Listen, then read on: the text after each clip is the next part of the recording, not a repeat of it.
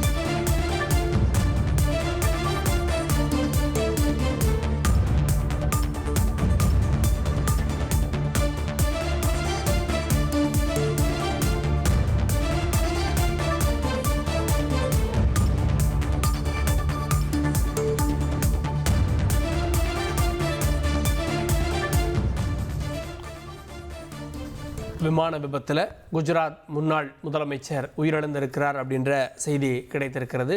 திரு விஜய் ரூபானி குஜராத்தில் 2016 21 வரை முதலமைச்சராக இருந்தார் அப்படின்றது குறிப்பிடத்தக்க ஒன்று. அவர் இந்த விமான விபத்தில் சிக்கினான்ற தகவல் கிடைத்த சூழலில் உயிரிழந்திருப்பதாக தகவல். கூடுதல் விவரங்களை செய்தியாளர் ராஜா வழங்க கேட்கலாம். ராஜா, இந்த தகவல் உறுதிப்படுத்தப்பட்டதா?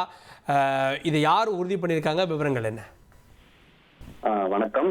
நீங்கள் குறிப்பிட்டது போல் 2016 முதல் 2021 வரை குஜராத்தின் முதல்வராக இருந்த ரூபானி இப்ப அடிசார் சமூகத்தின் போராட்டத்தை கட்டுப்படுத்தி அனைத்து சாதியினரிடம் கட்சி ஒற்றுமையாக பேணியதில் முக்கிய பங்காற்றி இருக்கிறார்.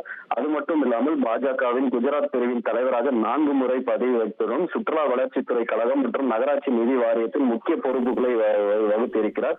சிறு வயதிலிருந்தே பாஜக RSS மீது அவருக்கு மிகுந்த பற்று இருந்திருக்கிறது. அதன் காரணமாக படிப்படியாக முன்னேறி முதல்வராக அவர் பொறுப்புகளை வகித்திருந்தார்.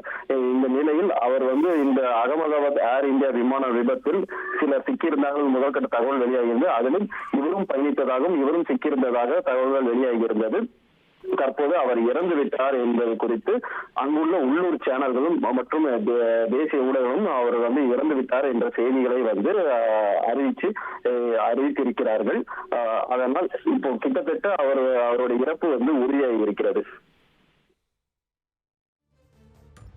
கூடுதல் விவரங்களுக்கு நன்றி ராஜா. குஜராத்தினுடைய முன்னாள் முதலமைச்சர் உயிரிழந்திருக்கிறார் அப்படின்ற செய்தி கிடைக்கப்பெற்றிருக்கிறது.